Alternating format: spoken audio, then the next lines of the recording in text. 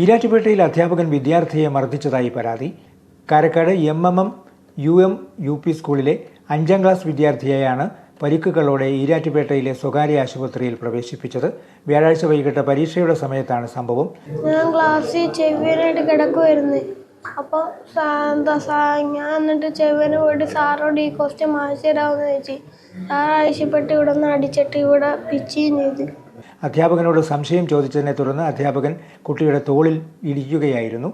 വീട്ടിലെത്തിയ കുട്ടിയെ പിന്നീട് ആശുപത്രിയിൽ പ്രവേശിപ്പിച്ചു. കൊച്ചിനെ കൈ തൊടുകയില്ല, ഇങ്ങനെ കയ്യെ തൊടാൻ വേണ്ടി പോയപ്പോൾ കൈ തൊടിയിക്കുകയില്ല. അപ്പോഴാണ് കൊച്ചിങ്ങനെ വിവരങ്ങളൊക്കെ ഇങ്ങനെ പറയുന്നത്.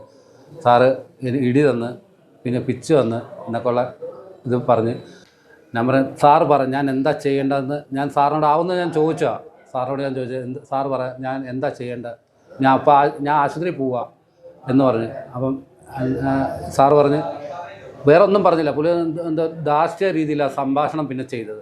ഞാൻ പിന്നെ അതിനെ കൊച്ചുമായിട്ട് ആശുപത്രിയിൽ വന്ന് നമുക്ക് പൊട്ടലുണ്ടോയെന്ന് നമുക്കറിയില്ലായിരുന്നു കേട്ടോ.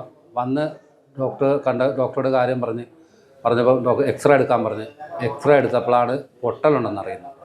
എക്സ്റേ എടുത്ത് നടത്തിയ പരിശോധനയിൽ തോളലിന് പൊട്ടലുള്ളതായി കണ്ടെത്തി. 3 ആഴ്ച വിശ്രമം വേണമെന്ന് ഡോക്ടർമാർ അറിയിച്ചു. പരാതിയെ തുടർന്ന് ഈരാറ്റുപേട്ട പോലീസ് കേസെടുത്ത് അന്വേഷണം ആരംഭിച്ചു. സ്കൂൾ മാനേജ്മെന്റും PTA യോഗം ചേർന്ന് അധ്യാപകനെ സസ്പെൻഡ് ചെയ്യാൻ തീരുമാനിച്ചു. ഇന്നലെ ഏതാണ്ട് പരീക്ഷാ ദിവസമായിരുന്നു.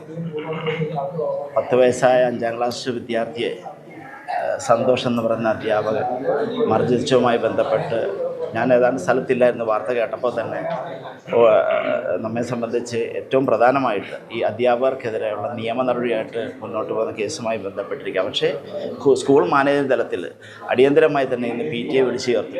ആ PTAയിൽ അദ്ദേഹത്തിനെതിരെ സസ്പെൻഷൻ നടപടി, ഇപ്പം സ്വാഭാവികമായിട്ട് എയ്ഡഡ് സ്ഥാപനമായതുകൊണ്ട് സസ്പെൻഷൻ നടപടിയാണ് ഫസ്റ്റ് ചെയ്യാനുള്ളത്. അത് നടപ്പാക്കും. അതുപോലെ തന്നെ തുടർന്നുള്ള എല്ലാ കേസുമായി ബന്ധപ്പെട്ട് മാനേജ്മെൻറ്റ് അദ്ദേഹത്തെ സർവീസിൽ നിന്ന് നീക്കം ചെയ്യുന്ന ഏത് നടപടിയാണോ ഉൾക്കൊള്ളുന്നത് അതുമായി തന്നെ മുന്നോട്ട് പോകും. യാതൊരു സംശയവും.